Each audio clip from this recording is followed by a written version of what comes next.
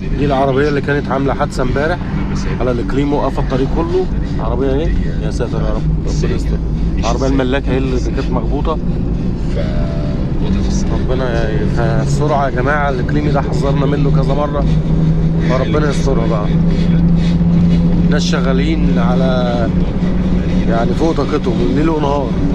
انا بعدي بالليل الاقي الناس شغالة. ربنا ييسر، فبلاش استعجال وبلاش السرعة الزايدة.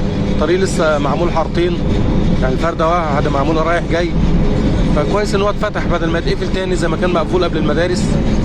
فهو بيسر حاجات كتير، يعني بيسهل الدنيا. فبراحتنا يعني النص ساعة اللي هنتأخرها ولا ربع ساعة مش هتفرق كتير يعني، وربنا يستر على الجميع.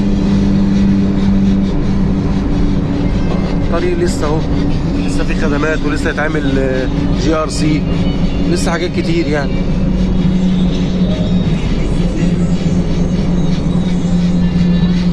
نمشي زي الراجل المحترم ده، نقل التيل ماشي في اليمين حارته.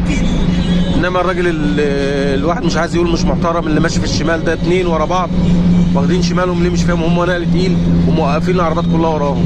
انت نقل تقيل ما تمشي في الشمال،